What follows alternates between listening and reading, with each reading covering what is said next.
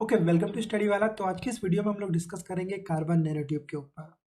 तो अगर आप लोग इस वीडियो को अकॉर्डिंग टू देख रहे हो एमएससी बीएससी या फिर इंजीनियरिंग या फिर यूपीएससी, तो आप लोग के जितने भी क्वेश्चंस है रिगार्डिंग कार्बन नैनोट्यूब आज की इस वीडियो में क्लियर हो जाएंगे। और अगर आप लोग को nano science and nano technology के बारे में पढ़ना है तो आप लोग हमारी प्लेलिस्ट को भी विजिट कर सकते हो। जितने भी टॉपिक्स है नैनो साइंस और नैनो टेक्नोलॉजी में हम लोग डिस्कस करते हुए आ रहे हैं और करने वाले हैं, तो आप लोग के लिए बहुत इंपॉर्टेंट हो जाती है वो प्लेलिस्ट।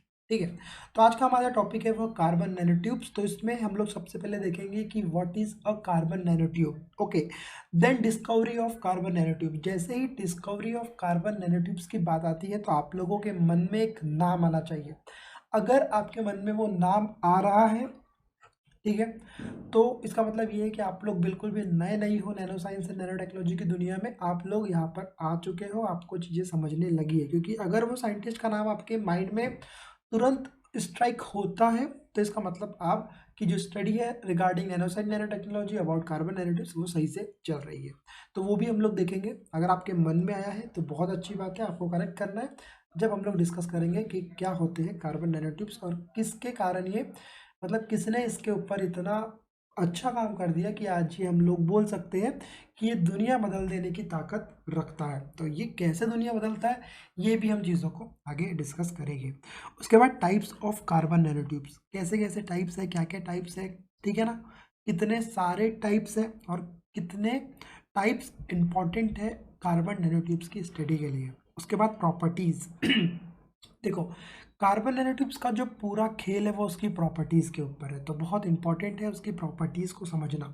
उसके बाद problem related to carbon nanotubes, क्या प्रॉब्लम्स आई हमको कार्बन नैनोट्यूब से, ठीक है। उसके बाद सिंथेसिस ऑफ कार्बन नैनोट्यूब्स, तो बेसिकली अगर हम लोग देखें तो बहुत सारे टाइप्स होते हैं। उन टाइप्स को हम लोग डिटेल में डिस्कस एक के बाद एक वीडियोज़ में करेंगे। आज हम लोग देखेंगे बस कि सिंथेसिस ऑफ कार्बन नैनोट्यूब्स के जो टाइप्स हैं, मतलब किस तरीके से और कितने तरीके से हम लोग कर सकते हैं सिंथेसिस, उसके ऊपर। उसके बाद potential application of carbon nanotubes, क्या एप्लीकेशन है और कैसे ये हम लोग दावा कर सकते हैं कि ये दुनिया बदल देगा या नहीं बदलेगा। ठीक है, तो अगर आप लोग इनको जानते हो तो ये है जापानीज साइंटिस्ट या रिसर्चर सुमियो लिजिमा। ठीक है, इन्होंने एक रिसर्च पेपर पब्लिश किया था। उसके बाद से कार्बन नैनोट्यूब्स के ऊपर बहुत सारे साइंटिस्ट लोगों ने इंटरेस्ट दिखाया और वो आज हम लोग बोल सकते हैं कि वो सक्सेस हुआ है वो टॉपिक। तो ठीक है, तो वो इनकी देन है, इन्होंने स्टार्ट किया है। लेकिन देखो, मैं आपको बता बता रहा हूँ अभी भी, और आप लोग को ये चीज़ों को हमेशा ध्यान में रखना है।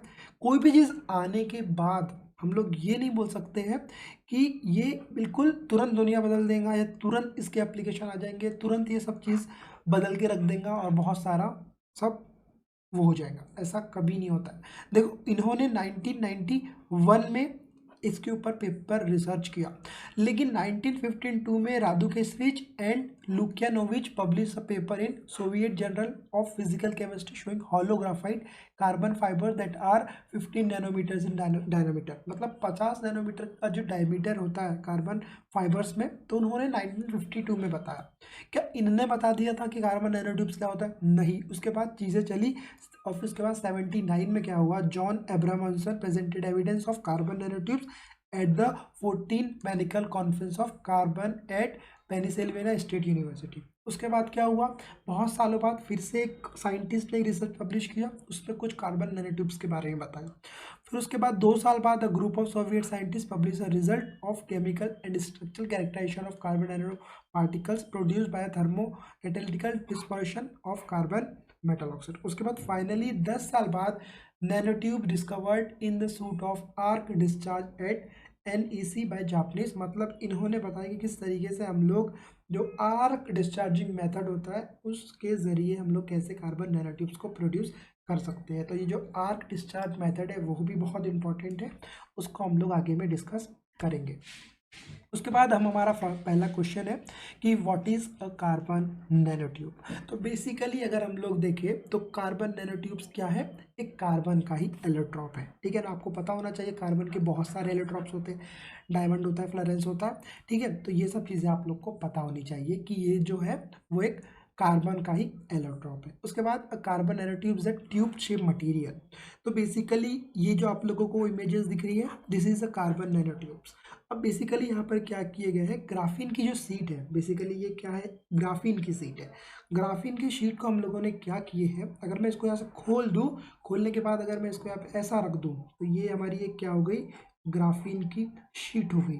ठीक है, इस सीट को हम लोगों ने क्या किए है, टर्न किए हैं और वो कुछ इस तरीके से बनाए हैं, और हम लोग इसी को कार्बन नैनोट्यूब्स बोलते हैं, मेड अप ऑफ कार्बन। देखो इसमें क्या चीज़ है, ये हम लोग क्या बोल रहे हैं, कार्बन नैनोट्यूब्स, मतलब इसके जितने भी, मतलब ये जो एग्जांपल के तौर पे ये ये सब कुछ कार्बन से बना हुआ है। इसका मतलब ये नहीं है कि यहाँ पर कोई कार्बन है तो उसके बाद कोई फ्लोरीन है या इससे कोई बॉन्ड बना है, ये सिर्फ कार्बन से बना हुआ है। ठीक है, made up of carbon having a diameter measuring on the nanometer scale. देखो यहाँ पर मैं आप लोग को क्या बताने की कोशिश कर रहा हूँ कि कार्बन नैनोट्यूब्स एकदम प्रैक्टिकल चीज़ें नहीं बोल सकते हम लोग, क्योंकि ये सब चीज़ें नैनो स्केल के ऊपर होती है। इसको हम लोग नैनोमीटर स्केल से का मतलब नैनोमीटर स्केल से हम लोग उसको काउंट करते हैं। इसका मतलब क्या है कि ये नैनो रेंज में चीज़ें हैं, इसको हम लोग ऐसा बिल्कुल बोल नहीं सकते कि हाँ ये घुमा दिए शीट को, नहीं, ये बहुत ही माइक्रोन लेवल पर चीज़ें हो रही है। ठीक है, पर हो रही है। ठीक है, और इसकी जो प्रॉपर्टीज़ है वो बिल्कुल ऐसी प्रॉपर्टीज़ है जो आप लोग सोच नहीं सकते हो, पर इसकी ये प्रॉपर्टीज़ है और वो एग्जिट करती है। बहुत छोटे स्केल के ऊपर ये सब चीज़ें हो रही है। ठीक है, रियल लाइफ में ही हो रही है, पर बहुत छोटे स्केल पर हो रही है, जिसे हम अपनी आंखों से होते हुए नहीं देख सकते। बहुत हमारे पास अल्ट्रा माइक्रोस्कोप होना चाहिए जिसकी मदद से हम लोग देख सकते हैं कार्बन नैनोट्यूब को। उसके बाद carbon nanotubes are form from essential from graphite sheet. जैसे मैं आपको बताया कि बेसिकली ग्राफाइट की शीट है जिसको हम लोगों ने एक सर्कल में बना दिए हैं और वो हमारा कार्बन नैनोट्यूब कहलाता है। And the graphite layer appear somewhat like rolled up continuous. हम इसको कंटिन्यूस रोल करते जाएंगे तो ये आप लोगों का कार्बन नैनोट्यूब्स बनते जाएगा। Unbroken hexagonal mesh and carbon molecules apexes to hexagons. उसके बाद nanotubes are members of fullerene structure family. मैं आपको बता चुका हूँ कि ये जो फ्लोरेंस स्ट्रक्चर फैमिलीज होती है जिसके अंदर डिफरेंट टाइप्स के आते हैं, उसमें ये आता है कार्बन नैनोट्यूब्स। ठीक है, their name is derived from their long hollow structure with the wall formed by one atom thick sheet of carbon called graphene, जिसको हम लोग ग्राफीन बोलते हैं। ग्राफीन को टर्न किए हैं, we get a carbon nanotube। अब देखो there are different types of carbon nanotube. Basically क्या होता है, एक ग्राफीन की शीट है हमारे पास। ओके, तो फर्स्ट जो हमारा टाइप है वो है सिंगल वॉल्ड कार्बन नैनोट्यूब्स। मतलब क्या कि इस ग्राफीन शीट को जब हम लोग एक सर्कल के आकार में या इसके आकार में अगर हम लोग बदल देते हैं तो वो हमारा क्या होगा, सिंगल वॉल्ड नैनोट्यूब्स। अब क्या है next topic, multi walled. Multi walled का मतलब क्या है, हम लोगों ने इस ग्राफीन शीट को घुमा दिए, हाँ ये इस टाइप का बन गया। अब इसके अंदर हम लोग ऐसा ही एक और बना के डाल देंगे तो ये हो गया हमारा multi walled nano structure related to. अब देयर आर, इसमें बहुत सारे स्ट्रक्चर है, हम लोग एक एक स्ट्रक्चर को देखते हैं। अगर आप लोगों को दोनों टाइप समझे तो सिंगल वॉल्ड मतलब ग्राफीन शीट को एक ही बार टर्न करेंगे, और अगर हम लोग उस टर्न के बाद उसके अंदर में एक और डाल देंगे या फिर उसके ऊपर अगर हम लोग डाल देंगे तो वो हमारा हो जाता है मल्टी वॉल्ड कार्बन नैनोट्यूब्स। तो basically there are different structure, torus type हो सकता है, नैनोबट टाइप हो सकता है, ग्राफिनेटेड कार्बन नैनोट्यूब्स हो सकता है जिसको आप GCNTs बोल सकते हो, नाइट्रोजन डोप्ड। कैसे हम लोग कार्बन नैनोट्यूब्स में अगर नाइट्रोजन को डोप करते हैं तो वो किस तरीके से बनता है, क्या प्रॉपर्टीज़ देता है। उसके बाद पिपॉड, उसके बाद कप स्टिक, मतलब कैसे हम लोग कप के तरीके से अगर हम लोग कार्बन नैनोट्यूब्स बनाते हैं तो वो कैसा दिखता है, उसकी प्रॉपर्टीज़ क्या है। तो देखो बेसिकली अगर हम लोग सिंगल वॉल्ड नैनोट्यूब्स की बात करें तो देखो ये मैं आपको बता चुका हूँ कि एक सिंगल शीट है ग्राफीन की। ओके, अब हम लोगों ने क्या किए, अब ये एक के ऊपर एक के ऊपर एक रख दिए तो ये क्या होगी, ग्राफीट हो गई। उसके बाद हमने उसको रोल्ड अप कर दिए, रोल्ड अप के ऊपर एक और अंदर डाल दिए, उसके अंदर एक और डाल दिए, तो ये हमारा क्या हो गई, मल्टी वॉल्ड कार्बन नैनोट्यूब्स। उसके बाद आप इसको सिंगल कर रहे हो तो ये हमारा क्या हो गया, सिंगल वॉल्ड कार्बन नैनोट्यूब्स। अगर हम लोग बैंड गैप की बात करें तो 0 से 2 इलेक्ट्रॉन। उसके बाद one atom thick layer of graphene into a seamless साइक्लिन। उसका डायमीटर की अगर हम लोग बात करें तो 1 नैनोमीटर है। नैनोमीटर के ऊपर बात कर रहे हैं, मैं आपको बता दूं ये कितना ज़्यादा छोटा है लेकिन ये कितना ज़्यादा मतलब कितना ज़्यादा ये प्रॉपर्टीज़ देता है इतना। ओके, तो यहाँ तक चीज़ें आपको समझ में आ गई है। इन चीज़ों को समझने के लिए आप लोग ये पूरे चार्ट को अगर आप लोग बना लेते हो, इस चार्ट को याद रख सकते हो, तो बहुत ईज़ी हो जाएगा आपको एग्जामिनेशन में लिखने के लिए, और कार्बन नैनोट्यूब्स के अगर ऊपर आप स्टडी कर रहे हो तो उसको समझने के लिए। अब हम लोग चलते हैं आगे। देखो, मल्टी वॉल्ट कार्बन नैनोट्यूब्स के ऊपर अभी हम लोग डिस्कस कर चुके हैं। मैं आपको बता चुका हूँ कि अगर आप लोग ग्राफीन शीट को रोल करते जाओ, उसके अंदर डालते जाओ, रोल करते हो उसके अंदर डालते जाओ, इसकी प्रॉपर्टीज़ बढ़ती ही चली जाएगी। ठीक है, तो अगर हम लोग यहाँ पर क्या लिखा है, कंसिस्ट ऑफ मल्टीपल, जो हम लोगों ने डिस्कस किया, concentric tube of graphene, basically क्या है, ग्राफीन शीट है। अगर हम लोग इसका इंटरलेटर डिस्टेंस की बात करें तो 3.4 एंगस्ट्रॉम। ठीक है, तो अगर हम लोग डिस्क्राइब करें मल्टी वॉल्ट कार्बन नैनोट्यूब्स को, तो बेसिकली इसमें दो मॉडल्स है, बहुत इंपॉर्टेंट मॉडल्स है। इसके ऊपर हम लोग पर्सनली वीडियो डिस्कस करेंगे। अभी आप लोग सिर्फ इतना समझ लो कि बेसिकली कार्बन नैनोट्यूब्स को डिस्क्राइब करने के लिए मेनली जो रसियन डॉल मॉडल और पैरा सीमेंट मॉडल होता है वो बहुत इंपॉर्टेंट होता है। उसको हम लोग डिटेल में डिस्कस करेंगे अगली वीडियो में। अभी हम लोग कार्बन नैनोट्यूब्स के ऊपर है, तो बेसिक जो चीज़ें कार्बन नैनोट्यूब्स को उसको समझेंगे। ठीक है, उसके बाद अगर हम लोग देखें तो देखो, बेसिकली अगर हम लोग बात करें कार्बन नैनोट्यूब्स के, तो अलग अलग शेप के कार्बन नैनोट्यूब्स हम लोग बना सकते हैं। ठीक है, तो अगर हम लोग टोरस, आपको पता है कि टोरस टाइप का साइज़ है, तो ये जो टोरस टाइप का साइज़ है इस तरीके से आप लोगों को देखने को मिलेगा। मैं आपको बता चुका हूँ, इसमें कोई भी अलग एटम की बात नहीं हो रही है, पूरे कार्बन के एटम है, तो इसको आपको समझना इम्पॉर्टेंट है। ठीक है, उसके बाद अगर हम लोग बात करें तो नैनोबट टाइप का भी एक कार्बन नैनोट्यूब्स होता है। Carbon nanotubes created combining carbon nanotubes and fullerenes. ठीक है, तो ये इस तरीके से आप लोग इसको देख सकते हो। उसके बाद अगर हम लोग बात करें ग्राफिनेटेड कार्बन नैनोट्यूब के ऊपर, बहुत इंपॉर्टेंट है ये चीज़ें। अगर आप लोग रिसर्च में जा रहे हो तो आप लोग को ये चीज़ें समझना चाहिए कि क्या, अगर हम लोग कैसे कार्बन नैनोट्यूब्स के ऊपर कैसे डोपिंग कर सकते हैं, कैसे उसको उगा सकते हैं, बना सकते हैं, ये सब चीज़ें बहुत इंपॉर्टेंट है। तो अगर हम लोग बात करें, they are new hybrids that combine graphite foliated grown along the side walls of multi carbon nanotubes. ठीक है, ये एक नया है। हाइब्रिड का मतलब क्या है, किसी दो चीज़ को जोड़ देना। ठीक है, वो एक हाइब्रिड कहलाता है। तो दे आर न्यू हाइब्रिड, ये एक नया हाइब्रिड है। अगर हम लोग ग्राफाइट ऑफ फोलिएट और ग्राउंड को अगर हम लोग साथ में ला ले तो मल्टी कार्बन नैनोट्यूब्स के ऊपर।